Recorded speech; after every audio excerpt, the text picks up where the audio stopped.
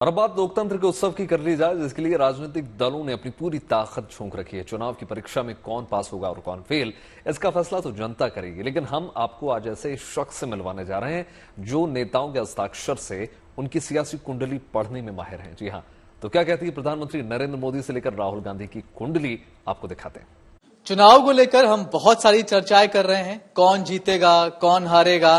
लेकिन आज हमारे साथ राही रमेश यादव जी हैं, जो कि एक सिग्नेचर एस्ट्रोलॉजर हैं, और ये तमाम नेताओं के सिग्नेचर देकर बताने वाले हैं कि 2024 के इलेक्शन में किसका क्या हाल होने वाला है। तो सबसे पहले हमने निकाले सिग्नेचर प्रधानमंत्री नरेंद्र मोदी जी के। तो क्या कहते हैं सिग्नेचर, आपने पहले कभी देखे हैं? मनीष जी, मैंने प्रधानमंत्री मोदी जी के सिग्नेचर 2011 में देखे थे, जब मैं 2011 वर्ल्ड कप चल रहा था अहमदाबाद में मैच था, इंडिया और ऑस्ट्रेलिया का क्वार्टर फाइनल मैच। तो मैं उसकी प्रिडिक्शन या क्रिकेटरों से जुड़ा हुआ था। तो मैं वहां पे मीडिया ने पूछा था कि मोदी जी का भविष्य क्या है, क्रिकेट का भविष्य तो आप बताते हो, अब पॉलिटिक्स का बताइए। तो तभी मोदी जी के सिग्नेचर में जो एनर्जी है, जो नेम फेम ब्रांडिंग प्रोग्रेस और एक्सीडेंट फ्री लाइफ जीने की, जी हाँ, जो मेडिकल एक्सीडेंट से भी इनको बचाती है, रोड एक्सीडेंट से बचाती है, तो सारी एनर्जी इनमें है। और मोदी जी के बारे में मैंने तभी कहा था कि मोदी जी जब गुजरात से जैसे ही दिल्ली पहुंचेंगे तो तमाम बड़े नेताओं के शिखर पे बैठ जाएंगे, और मोदी जी जिस भी सत्ता में रहेंगे तो मोदी जी वहां शिखर पे रहेंगे, ये इनकी ज्योतिष कहती है। अगला हम खोलते हैं राहुल गांधी जी का, और उनका देखा है कभी आपने? जी, राहुल गांधी जी का देखा है सिग्नेचर जी। ये देखिए, ये खुल गया है। ये इसका बताइए कैसे क्या लग रहा है आपको? ये राहुल जी का सिग्नेचर यहाँ इनको सेफ्टी दिलाता है, मेडिकल हेल्थ भी दिलाता है, और इनकी ब्रांडिंग जैसे जैसे ये ग्राउंड वर्क करेंगे, इनकी ब्रांडिंग और इनकी पावर को बढ़ाता है। तो राहुल गांधी का सिग्नेचर, अब अगर आप राहुल गांधी की पावर देख रहे होंगे तो जैसे जैसे राहुल गांधी ने अपनी ग्राउंड वर्क को मेहनत की है, तो आज उनकी ब्रांडिंग, जो पप्पू पप्पू उनको नाम दिया गया था, तो वो अब पप्पू पप्पू नाम कहने वाले लोगों का मुंह तो बंद हो गया है, क्योंकि राहुल गांधी का सिग्नेचर ये कहता है। आप कह रहे हैं कि ये न्याय यात्रा, भारत जोड़ो यात्रा, ये सब कुछ उनको करते रहना चाहिए। जी हाँ, राहुल गांधी जितना ग्राउंड वर्क करेंगे उतना ही सिग्नेचर की जो एनर्जी, गुड लक उनके साथ आएगी। मैं कहता हूं कि कांग्रेस का, जो राहुल गांधी का खुद का भी, अगर राहुल गांधी अभी अमेठी से चुनाव लड़ने जा रहे हैं, अगर वो स्मृति ईरानी के अगेंस्ट अमेठी से चुनाव लड़ते हैं, जी हाँ, तो इस इलेक्शन में स्मृति ईरानी का सिग्नेचर जो मैंने देखा है और राहुल गांधी का जो मैं देख रहा हूं, तो इस इलेक्शन में एस्ट्रोलॉजिकली मैं राहुल गांधी की जीत बताता हूं कि अमेठी से राहुल गांधी जीत के आएंगे। अब हम बात कर लेते हैं एक बार अखिलेश यादव जी की। कहते हैं कि दिल्ली वाया यूपी होके जाता है, और यूपी जाएंगे तो अखिलेश जी से मुलाकात तो होगी ही होगी। ये साइन तो आप उनका देख रहे हैं, ये वैसे गूगल से निकाले गए सिग्नेचर्स हैं। तो ये साइन देख के आपको क्या लगा कि कैसे चुनाव लड़ने वाला अखिलेश यादव के लिए?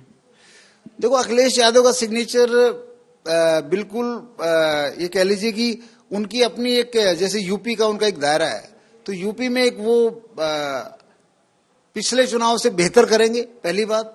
और यूपी से दिल्ली आने का रास्ता तो इसमें कुछ दिख नहीं रहा, क्योंकि मोदी जी दिल्ली में बैठे हैं, तो दिल्ली में तो किसी की एंट्री है नहीं। बट हाँ, अपना जो ब्रांड है, अखिलेश यादव का अपना एक ब्रांड है, उसकी ये सिग्नेचर भी उनकी ब्रांड वैल्यू को मेंटेन कराने का काम करता है और उसको सस्टेन कराने का काम करता है। तो इस इलेक्शन की जब मैं बात करता हूं, तो वो अखिलेश यादव पिछले चुनाव से बेटर करेंगे, ये मेरा मानना है। आप सबका अच्छा ही अच्छा बता रहे हैं, इंटरेस्ट थोड़ा कम होता जा रहा है, लेकिन फिर भी चलिए ममता बनर्जी का देख लेते हैं एक बार। ममता बनर्जी का सिग्नेचर जैसे होता है कि आपने क्रिकेट में राहुल द्रविड़ को द वाल कहते थे ना, तो ममता बनर्जी का सिग्नेचर भी उनको द वाल बनाता है।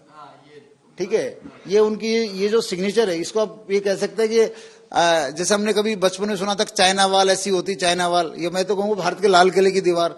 तो ममता बनर्जी के किले में किसी की भी एंट्री इतनी आसान नहीं है। ममता बनर्जी का सिग्नेचर उनको अपने वाल की घेराबंदी के लिए बहुत ही मजबूत लीडर बनाता है, बहुत मजबूत लीडर बनाता है। उनके किले में कोई सेंध मार जाए इतना आसान नहीं है। तो ये जो इलेक्शन है 2024 का, ये इलेक्शन में जो अगर मैं बात करूं ममता और मोदी जी की जो सीटों की बात करूं उसमें, तो ये मोदी जी का प्रधानमंत्री बनना तो तय दिखा रहा है उनका सिग्नेचर, लेकिन ममता जी के किले में मोदी जी एकदम रूल नहीं कर पाएंगे। उसमें ममता जी का सिक्का, ममता जी का झंडा भी बुलंद रहेगा उनके इलाके में। अब एक आपसे मैं नेताजी का पूछता हूं, उनके सितारे बहुत खराब चल रहे हैं आजकल, कम से कम जो हालात दिखाई पड़ रहे हैं। अरविंद केजरीवाल फिलहाल ईडी की कस्टडी में है। अरविंद केजरीवाल का सिग्नेचर तो कहता है कि वो बहुत जबरदस्त राइजिंग जाएंगे और बहुत जबरदस्त डाउनफॉल होगा। अभी क्या चल रहा है? तो अभी जो अरविंद केजरीवाल का जो डाउनफॉल चल रहा है, ये डाउनफॉल से बाहर नहीं निकल पाएंगे। अरविंद केजरीवाल का अगर एस्ट्रोलॉजिकल बात करूं तो मुझे कहीं भी ऐसा नहीं दिख रहा है कि अरविंद केजरीवाल अब बाहर निकल पाएंगे। जैसे कहते हैं ना, एक आदमी जब भंवर में फंस जाता है, जो कीचड़ में जो आदमी किसी कहते ना कोई ऐसा कीचड़ होता है जिसमें आदमी हाथ पांव मारता तो फंसता चला जाता है। मछली अगर जाल में फंस गई, जितना वो हिलेगी वो और फंसेगी। तो अरविंद केजरीवाल इस वक्त अगर मौन व्रत रख लेते हैं, शांत रह जाते हैं, तो शायद उनका कुछ बचाव। अगर अरविंद केजरीवाल जितना स्टेटमेंट देंगे, अरविंद केजरीवाल जितना एक्टिव होंगे अपने आप को जिस भी गिरफ्त में फंस चुके उससे बाहर निकलने के लिए, तो एस्ट्रोलॉजी तो पहले उनको फंसा रही है।